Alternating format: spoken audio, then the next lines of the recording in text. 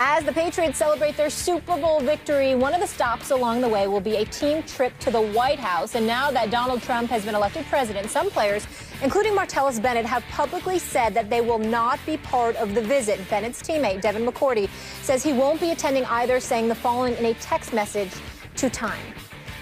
I'm not going to the White House. Basic reason for me is I don't feel accepted in the White House. With the president having so many strong opinions and prejudices, I believe certain people might feel accepted while others will not. Will Kane is here with us, but I am starting with you, Max Kellerman. Your reaction to players choosing to skip their honorary visit to the White House? Well, this is nothing new, first of all. And in spite of strong signals from the White House of authoritarian intentions, this remains a free country. And players, at the moment, are still allowed to skip that visit. And this is something that players have exercised in the Obama White House and others. They've decided, and I anticipate that increasingly there will be more protests of this White House and this president in particular. By the way, just to interject, both white and black, Tom Brady, Sure. James Harrison. Sure. Just to name a few. To me, it's less of a story that Bennett isn't going than it is the players and the people who choose to go. Because I hope that Martin Luther King was right when he said the moral arc of history is long, but it bends toward justice. I hope that's right. And history is watching. And I'm surprised that Bennett's boycott, if you will, or snub, is the story, because given what has gone on with this administration so far, and even the rhetoric in the campaign, I and Stephen A. and others said, hey, clean slate, let's see what happens. And then some things have happened since then. To me, the story is those who choose to go. History is watching. Go ahead, Will. Jake Arrieta. You said Tom Brady, James Harrison. This has been going back decades, from Ronald Reagan, George W. Bush, George H.W. Bush, Bill Clinton, Barack Obama. There's a long, I don't know if I would call it tradition, but there is a long history of players not going to the White House for political reasons. Actually, I'm curious, where do you think I land on this? Well, actually, you, Evan McMullin, the independent candidate from Utah, who's been very active on Twitter and in other places opposing it, David Frum and others, people who, the loyal opposition, who aren't strictly partisan, I believe, fall on the moral side. Where do you think he is? Where do you think he is, Max? I think that he would support someone not going to the White House in this case. Absolutely correct. Right. I have no problem with someone, A, having a political opinion, and B, exercising that political opinion in the form of protest, in the form of speaking out. What I have a problem with is the requirement that others bend to your argument, that others bend to your position. Not your, Max Kellerman, your in the broad sense. Martellus Bennett holds an opinion. He clearly believes it somewhat deeply. I have no problem him exercising that opinion. You know, it's interesting. At the beginning of this football season, we had this same debate when it came to Colin Kaepernick and his decision to kneel during the national anthem. And I quite vocally on this show and others said I had a problem with that. But let me tell you the difference here and why I had a problem in one situation and not in the other. It's about the method, not the message. Set aside Colin Kaepernick's message, which is worthy of its own debate, but just simply the method. When Colin Kaepernick spoke, for me, what he indicted was something broad indeed. The idea of America, the flag, the national anthem, the deep-held moral ideas that are the underpinning of this country. That method that he chose to protest, I felt, was too broad of an indictment. It said too many things about too broad of a question, about too important of a concept when it comes to America. Quite the opposite. When it comes to Martellus Bennett, he is taking a specific stand against a specific person and a specific set of policies. Now, again, set aside the message. I don't know that I agree with Martellus Bennett from start to finish on the reasons he or Devin Mccourty would choose not to go to the White House. But I will support his method. He has a right.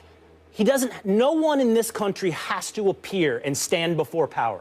We are not a king. Yet. We are not an aristocracy. It is not required of you to bend before power. And he chooses not to, and I will support his opinion, regardless of whether or not I agree or disagree. Hopefully you two will enjoy this moment that I'm about to give to both of you. because I think it's very, very important to say.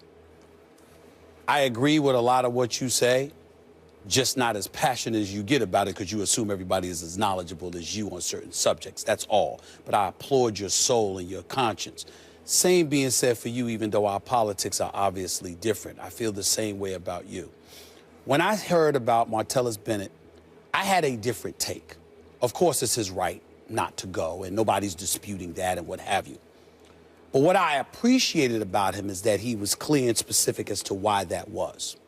And one of the things, and I lean back on my man Joe Madison, who holds his show on the Urban View channel on Sirius XM, channel 126, every weekday morning from 6 a.m. to 10 a.m. Because he's a guy that used to be the former president of NAACP in Detroit and what have you, and he's an advocate. And one of the things that he constantly asks people is, number one, why do you feel this way? Explain yourself. And number two, what are you going to do about it? And when I think about African Americans, as it pertains to the positions that a lot of us are taking when it comes to Trump, I want to know why you feel that way. Forget how you feel. I want to know why.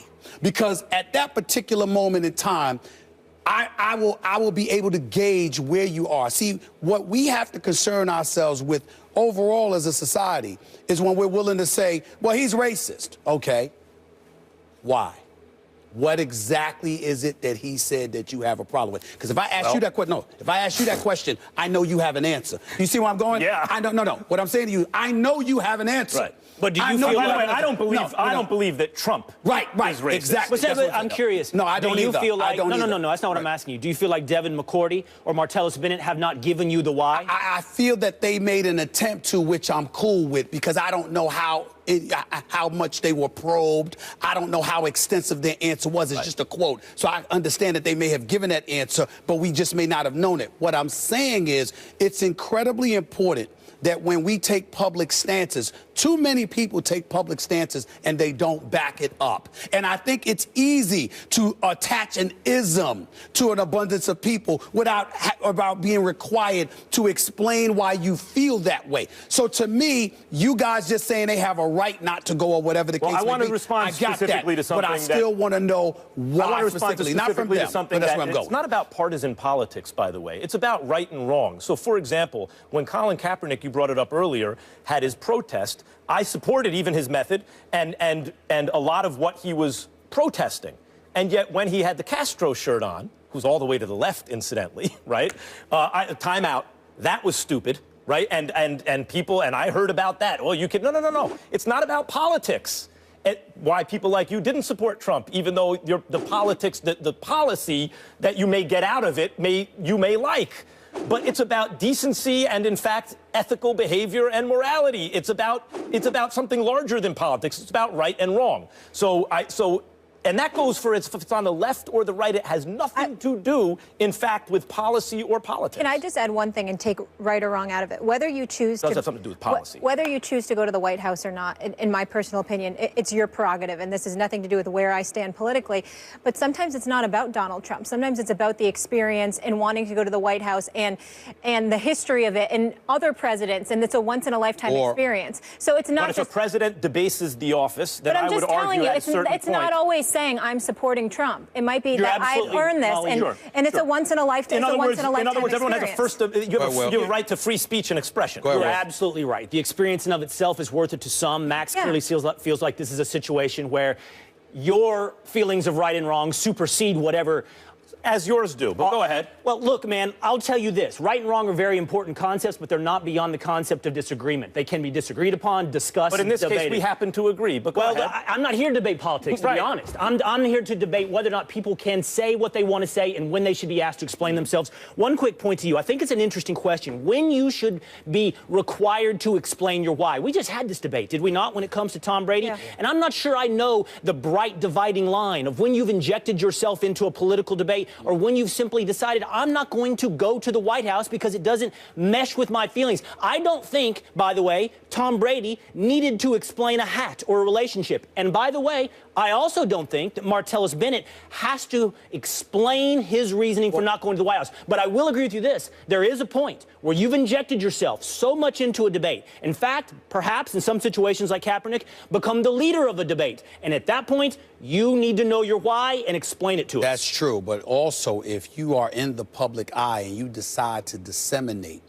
an opinion for public consumption, then ultimately that puts you in a position where everyone has a right to demand why you feel that way, because you took the liberty of injecting yourself publicly. And one point has to be made, because one of the things that I guard against is this idea that what is happening right now is normal and business as usual.